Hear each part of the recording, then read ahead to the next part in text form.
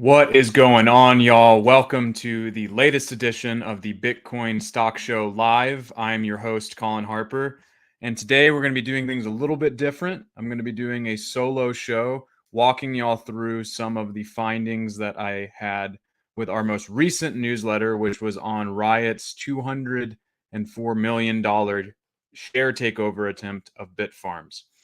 So there's a lot of context to this. There's going to be a lot of finance, corporate speak, a lot of legal bullshit, and all of those things that we just love going through. So I'm going to try to be as concise as I can. If there's anything that's not clear to y'all, or there's anything you want me to speak to more about this specific case, please hit me up in the comments. I can see your comments on the stream. So if there's anything that I'm looking at and it's not totally clear, or there's something that you would like me to focus on during the stream, please let me know. But I'm going to do my best to take y'all through this kind of chronologically and go through this whole mess in a way that kind of makes sense, because it's been kind of a huge news item for the Bitcoin mining stock ecosystem, for the investor sphere. What is going on essentially is that Riot, one of the largest Bitcoin mining companies in the US, in the world, publicly traded both by megawatt, hash rate, and market cap, has been incrementally purchasing shares of one of its rivals, Bitfarms, in an attempt to acquire the company.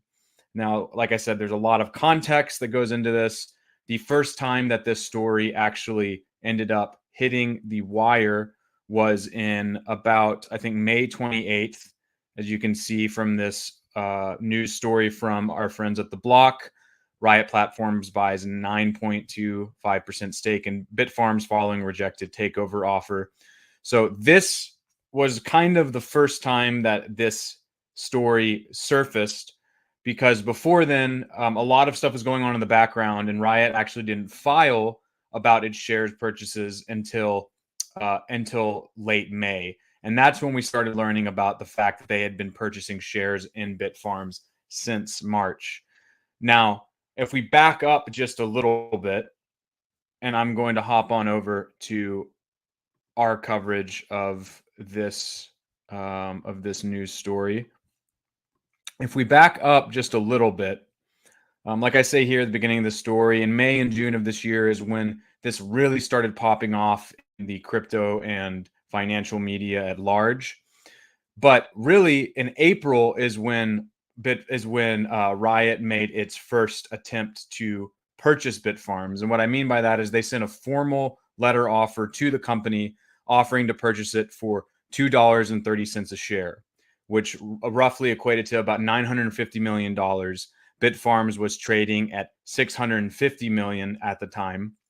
And as this first article, or as this first paragraph shows, Bitfarms swiftly rejected this proposal. They said that they were being lowballed, and in their defense, if a company is trading at 650 million, you get offered to buy. Someone offers you 950 million to buy you. It's only about $300 million there. They probably wanted much more, considering especially the growth potential of the company. So the takeover in earnest began in April, when Riot was trying to find a way to acquire Bitfarms without going through any of the financial maneuvering that we will cover over the rest of the podcast. And this is important because it shows two things. It shows, one, that Riot did make a, at least an honest attempt to purchase the company, even if the offer was lower than what Bitfarms would have wanted.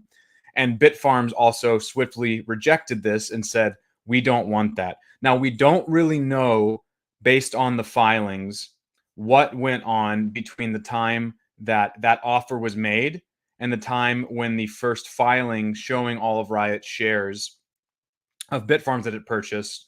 We don't know what happened in between, the original offer and that May filing that broke the story. But needless to say, there was probably a decent amount of negotiation going on. Obviously, those negotiations broke down, and neither side really got what it wanted. Now, this assumes that when I say neither side got what it wanted, Bitfarms never really indicated that they wanted to be purchased by Riot.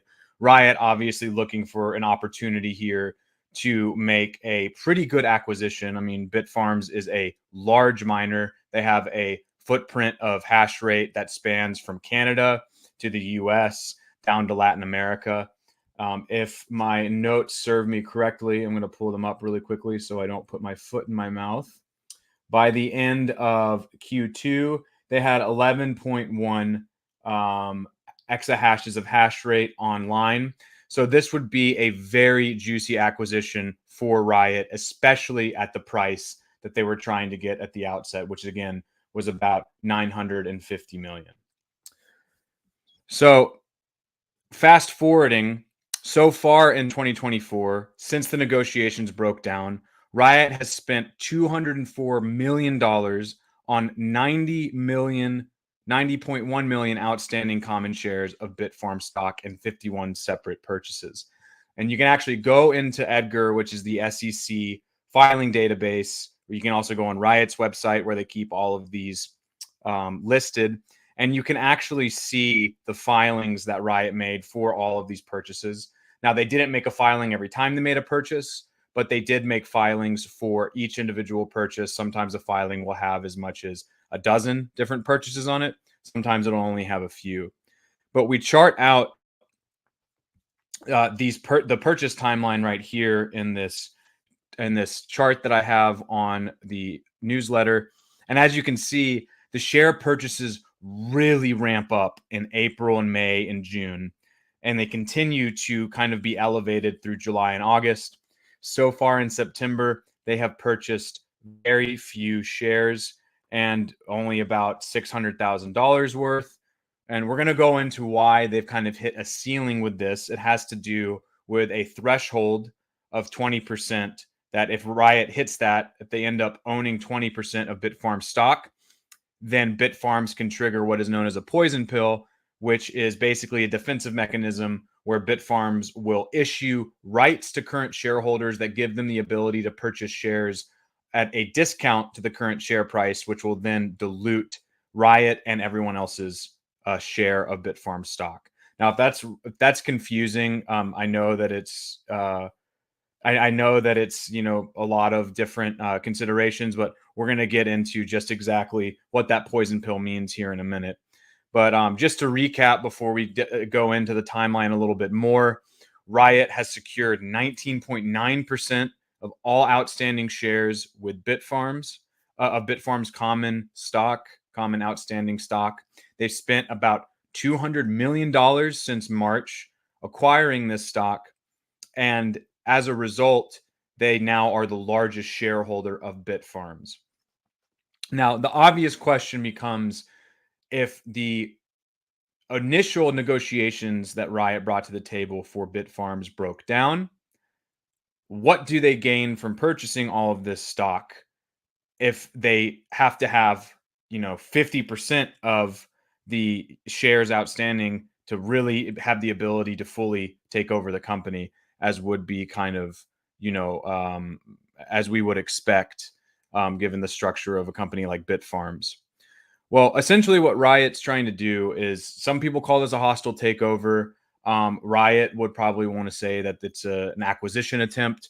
Regardless, what this financial maneuver is doing is Riot is trying to accumulate as many shares as possible to have, the largest stake in the company, and then hopefully to put pressure on other shareholders to, make decisions to where Riot could eventually subsume the company at large.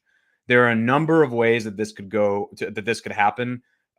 Full transparency, I'm not fully equipped to game theory this out in terms of how they will be able to wrangle other shareholders to actually make their, to force their will onto the company that they're trying to acquire. That being said, there are a few ways that this could be resolved cleanly. That would involve either making a permitted bid to all of the Bitfarms shareholders. A permitted bid, according to Canadian securities regulation, is essentially a bid to all of the shareholders, or at least 50% of the shareholders of a company, within a 105-day period. That would then give the purchasing company the ability to, take control of that company. I believe I have a better definition here because I kind of butchered that one. Yeah, so Riot, the permitted bid provision dictated by Canadian security law stipulates that a company attempting a takeover must make an offer to all shareholders, keep its bid open to all shareholders for 105 days, and receive at least 50% support from shareholders that are independent of the takeover company.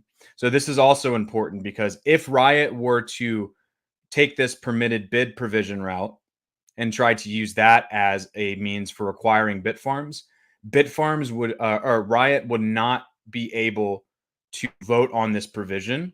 They would have to get 50% or greater support from other shareholders that are completely independent of Riot. So their stake here does not grant them any outsized voting power if they were going to go through this permitted bid provision.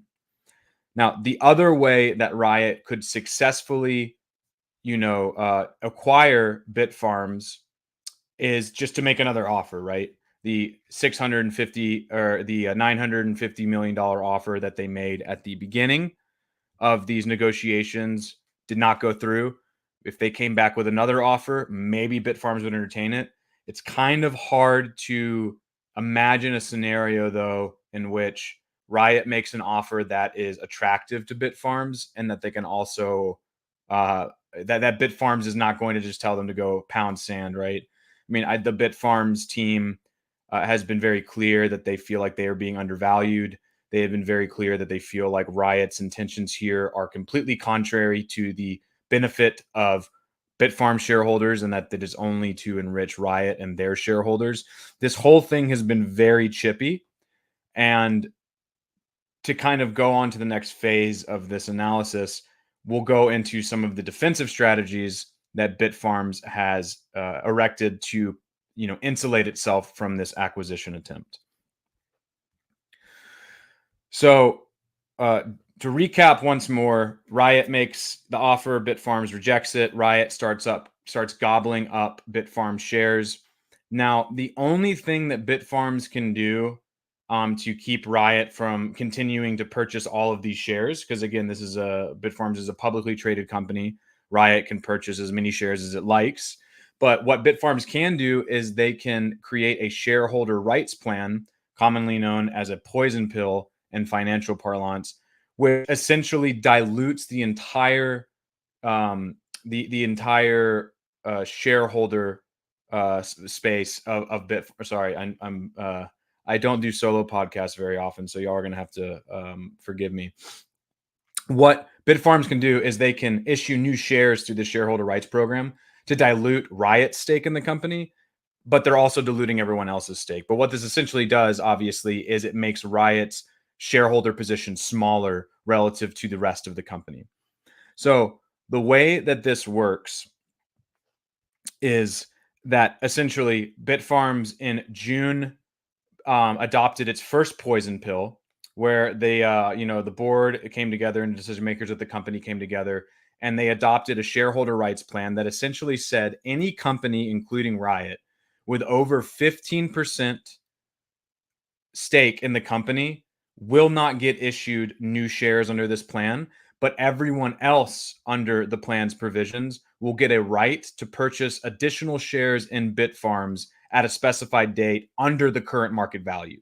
So they're basically offering every other shareholder but Riot the ability to purchase additional Bitfarms stock equivalent to their current share position at a discount to the current share price. And again, the entire purpose of this is to essentially dilute Riot's position, but they're in a tricky position, right? Because if they dilute Riot's position, they're diluting everyone's position. Obviously, this is not something that a Bitfarms stockholder would like to see. You don't want this kind of dilution, but it also insulates Bitfarms from this acquisition or takeover attempt on Riot's side. Now, here's the thing. This first poison pill plan did not go through.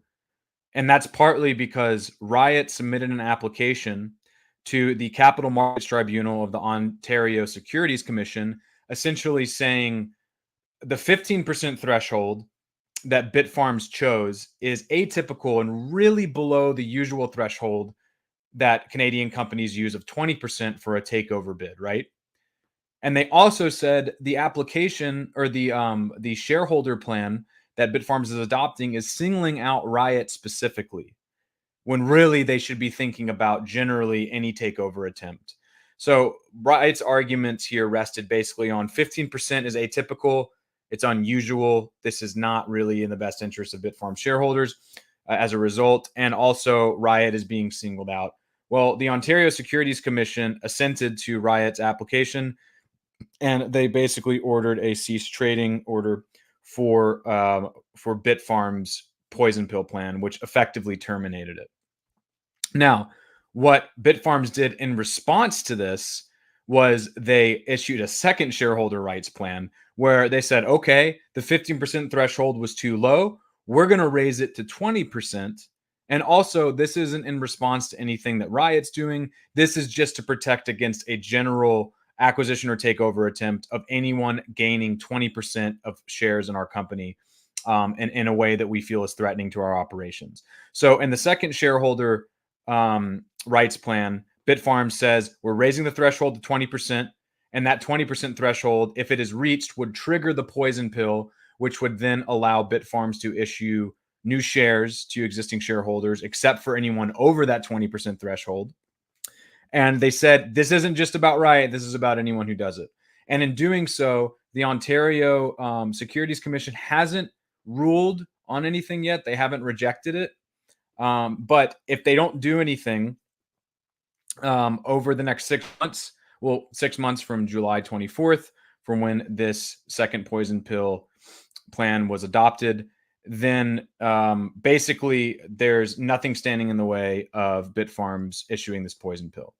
So we'll know within the next, we'll know it within the next 4 months whether or not the Ontario Securities Commission decides to deny this shareholder plan as well. But as it stands right now, and at least how it seems from my end, this poison pill plan will probably stand and go through. There's not really any reason for it to be rejected at this point, as far as I can see. If there are any lawyers or finance heads watching who disagree, let me know in the comments or let me know afterwards. I'm curious to see if this has any chance of failing at all. But all that being said, the implications of this are essentially that Riot's shareholder or share buying spree of Bitfarms has been arrested as a result. They can't continue to purchase shares without getting at or above that 20% threshold. And if they do get at that 20% threshold, then Bitfarms is going to issue the poison pill and they're going to get diluted. And they're not going to have as powerful a stance in this acquisition attempt. They're not going to have a seat at the table like they do currently with 20% shares. Now, where does this leave us? So at the end of this newsletter, I have this section called All Eyes on November.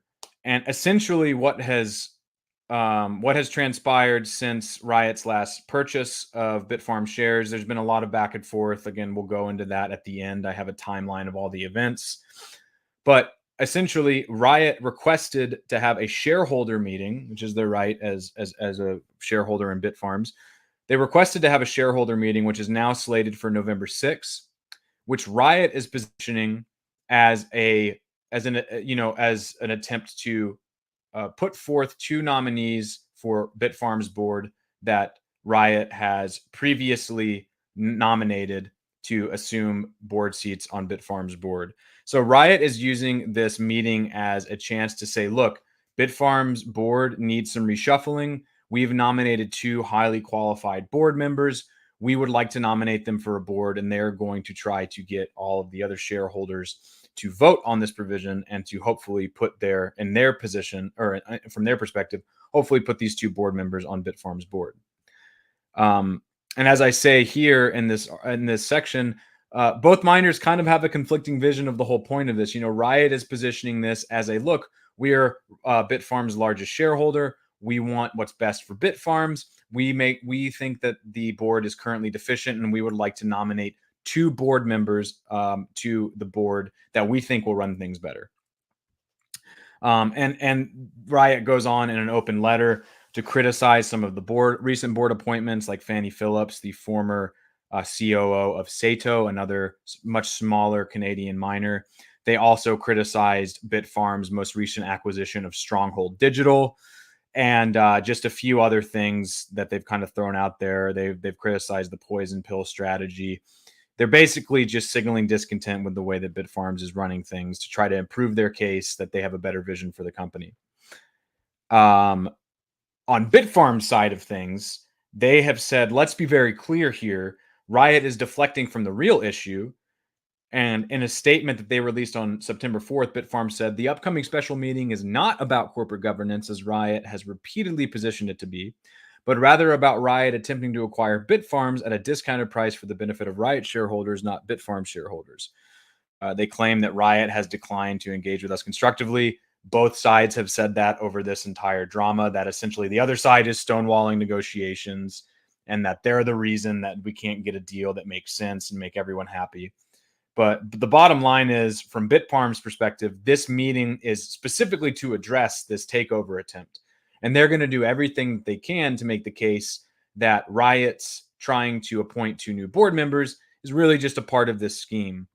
Now, it's important to note that even with those 2 board members, Riot won't effectively control the company. If they were to get those 2 seats, number one, Bitfarms still has 3 to their 2, but at the same time, they still don't have a majority stake in the company, so they can't effectively subsume it unless they end up doing that permitted bid provision that we discussed earlier, or if they end up making another offer that Bitfarms accepts. But all of that said, this November 6th meeting could be something that either really strengthens Riot's case and really helps them in this takeover attempt, or it could be something that kind of, I hesitate to say derails it completely, because like I said earlier, there are still other options here for Riot, but it will stonewall, at least temporarily, their aspirations, and it's going to make it more difficult for them. Again, the 2 board members do not guarantee that Riot is going to be able to control the company, but it does strengthen their position as a competitor trying to acquire Bitfarms, right?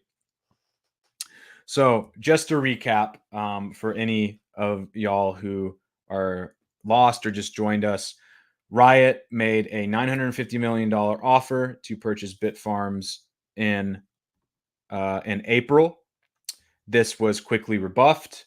The 2 companies ostensibly went back and forth, maybe trying to renegotiate. Maybe Riot threw out another offer. I don't know if they can do that without disclosing it. And then in May, Riot applies the pressure, kind of turns on some heat by disclosing its first 9.25% stake in Bitfarms over a series of purchases between March and May. The company continues to buy shares throughout the summer. They eventually get a 19.9% stake in Bitfarms. They become the largest shareholder.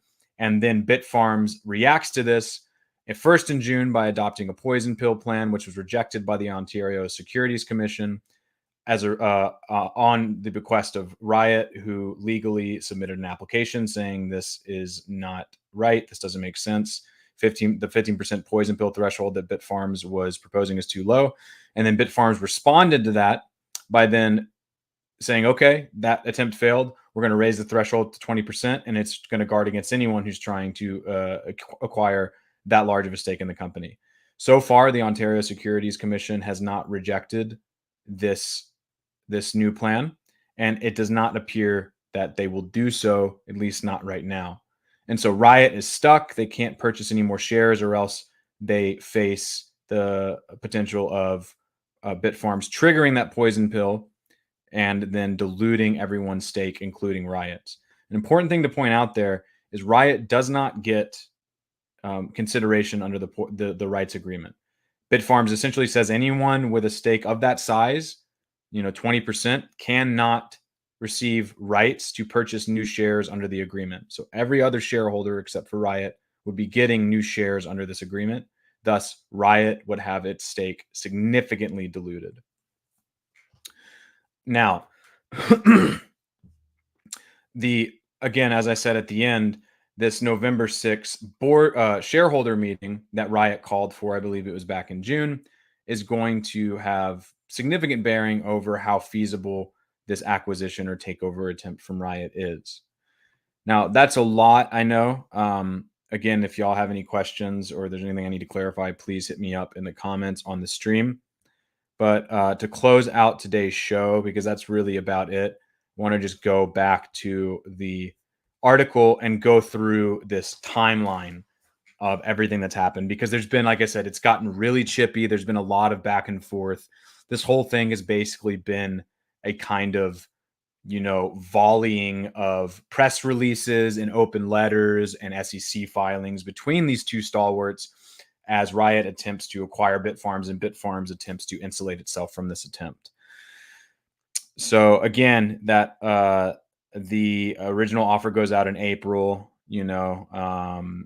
Riot sends a letter after Bitfarms rejection. They file their first 13D for their purchase of shares. Bitfarms responds with a bunch of press releases, basically saying that this is bullshit and that Riot is undervaluing them. They start adopting their first poison pill strategy in June. Riot comments on that poison pill strategy, saying that this is bad for Bitfarms shareholders and it doesn't bode well for the company, yada, yada, yada. It's important to note that a lot of this is, a lot of the finer facts in this outside of the hard numbers are kind of subject to some sort of opinion or conjecture, in the sense that you're either on Riot or Bitfarms side here. I mean, a lot of people are obviously neutral, but Riot and Bitfarms are seeing this in different ways, right? Like Riot is looking at this as an attempt to acquire a company, and that company is not negotiating with them in a way that they would like. So they think they're in the right. Bitfarms is looking at this as, we never asked you to go out and purchase all of these shares. We never asked you to come and try to acquire us. We rejected your first offer. Leave us alone. So depending on which side you take, you're going to kind of look at things differently. Some might even take qualm with the use of takeover in this context. Some would rather use the word acquisition or acquire. Regardless, though, it's obviously stoked tensions between the two companies. And there's been a number of changes made to Bitfarms structure in response to what Riot's doing. For instance, Bitfarms reshuffled its board. Two of its co-founders resigned, and it appointed Ben Gagnon as the CEO. It also appointed Bitfarms appointed Ben to the board to fill one of those seats. They also appointed Fannie Phillips to the board of directors as well. And, essentially this kind of shows the kind of, corporate chess game that's being played here. Riot saying the board needs some of these board members need to go. Bitfarms in some way is responding to that pressure by saying, okay, we're going to make those changes then. And it also kind of shows the way in which Riot does kind of have some leverage here, given its shareholder position. It also shows the ways in which that Bitfarms is trying to be thoughtful about this whole thing and not totally ignore some of the criticisms. And yeah, I think that is about it with regards to this timeline. Again, the important date to note is November 6, 2024. That's when the new shareholder meeting will be held. And that's when we should have a clear idea as to whether or not Riot is going to get their two nominees for the Bitfarms board approved. Now, one thing before we close out on this, I want to just hop up to this chart. This is the daily change in stock prices of both Riot and Bitfarms since June 28th, since May 28th, when that first filing came out and the news broke. This is based on data that I pulled from Yahoo Finance, which they pulled from NASDAQ, and it's the daily close of each stock. As you can see, and we can kind of see Bitfarms, stock roaring in June and July as Riot is making these purchases. The purchases slow down a little bit. They still made some in August. They haven't made any in September, except for that $600,000 worth, which is very little. But the telling thing for this stock price for me is that we can see that Riot is actually down compared to Bitfarms over this time frame. They're both in the negative. Bitfarms has lost 8% of its value since May 28th. Riot has fallen 31%. Now, there are a number of factors at play here. Obviously, this could be investors responding to anything. Maybe they're responding to Riot's uptime during the summer, which is not typically very good because the miner curtails very heavily. They get curtailment credits from the Texas grid for doing so, but they don't end up producing as much Bitcoin and much dollar-denominated revenue as they otherwise would during the summer because they are not mining as much as they are in the cooler months of the year. Could be operational factors. It could be anything. And I do think it's telling that Bitfarms, obviously they've had kind of a buoy from Riot going on the open market and purchasing a bunch of their shares throughout the summer. But Bitfarms is down significantly less than Riot ever since this has kicked off.